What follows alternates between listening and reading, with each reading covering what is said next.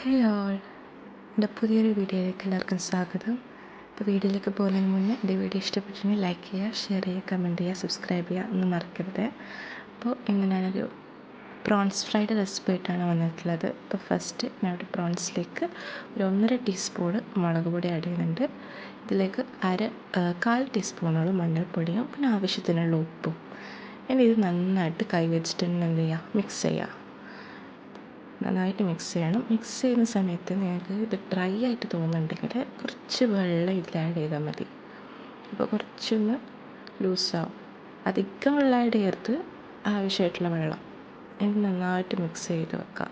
വേണമെങ്കിൽ കുറച്ച് റെസ്റ്റ് ചെയ്യാൻ വെക്കുക, അല്ലെങ്കിൽ അത് ഡയറക്റ്റ് ഇപ്പോൾ തന്നെ എന്ത് ചെയ്യുക, ഫ്രൈ ചെയ്യുക.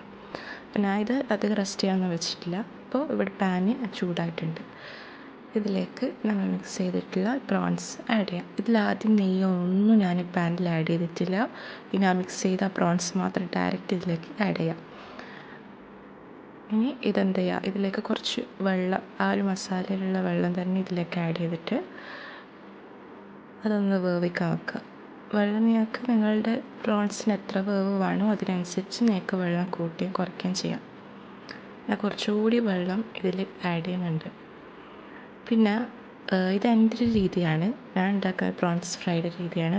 പല ആളും പല തരത്തിലേക്ക് ഉണ്ടാക്കാം. കുറേ ആൾക്കാർ ഡയറക്റ്റ് ഓയിൽ ഒഴിച്ചിട്ട് വെള്ളമൊന്നും ഒഴിക്കാതെ തന്നെ ഡയറക്റ്റ് നമ്മളെല്ലാ മീനും ഫ്രൈ ചെയ്യുന്ന പോലെ ഫ്രൈ ചെയ്യുന്ന ആൾക്കാരുണ്ടാവും.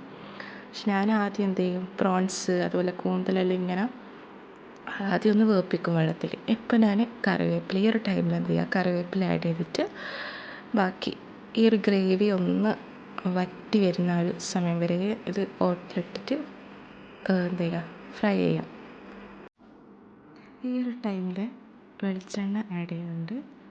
വെളിച്ചെണ്ണ ഒന്നും ആഡ് ചെയ്യേണ്ട ആവശ്യമില്ല. ഇതൊന്ന് ഫ്രൈ ആവേണ്ട ആ ഒരു അളവിൽ മാത്രം ആഡ് ചെയ്താൽ മതി. നന്നായിട്ട് എന്ത് ചെയ്യുക, ലോ ഫ്ലെയിമിൽ വെച്ചിട്ട് ഇത് ഫ്രൈ ചെയ്തെടുക്കുക. പിന്നെ ഞങ്ങൾ ഫ്രൈ ചെയ്യുന്നത് ഈ വെളിച്ചെണ്ണ നിങ്ങൾക്ക് വേണമെങ്കിൽ ഇപ്പോൾ ഇത് ഗ്രേവി ആയിട്ടാണ്, കുറച്ചും കൂടി ഗ്രേവി ആയിട്ടാണ് ഉണ്ടാവുക.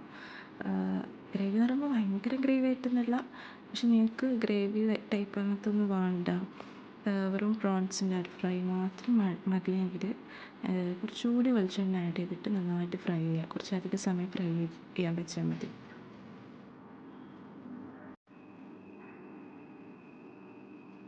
അപ്പോൾ ഇതാ നമ്മുടെ പ്രോൺസ് ഫ്രൈ ഇവിടെ റെഡി ആയിട്ടുണ്ട്.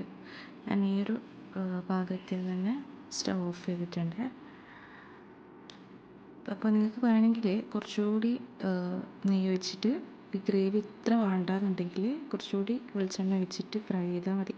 അപ്പോൾ അങ്ങനെ ടേസ്റ്റി ആയിട്ട് പ്രോൺസ് ഫ്രൈ ഇവിടെ റെഡി ആയിട്ടുണ്ട്. ഇത് നിങ്ങൾക്ക് ചപ്പാത്തിൻ്റെ കൂടെ റൈസിൻ്റെ കൂടെ എല്ലാം ഒരുപോലെ കഴിക്കാൻ പറ്റും. അത്രയ്ക്ക് ഈസിയാണ് ഉണ്ടാക്കാൻ, സിമ്പിൾ, നല്ല ടേസ്റ്റിയാണ് കഴിക്കാൻ. അപ്പോൾ വീഡിയോ ഇഷ്ടപ്പെട്ടിട്ടുണ്ടെങ്കിൽ ലൈക്ക് ചെയ്യുക, ഷെയർ ചെയ്യുക, കമൻറ്റ് ചെയ്യുക മറക്കരുത്. അപ്പോൾ ഇനി അടുത്ത വീഡിയോ കാണുന്നത് വരെ ബായ്.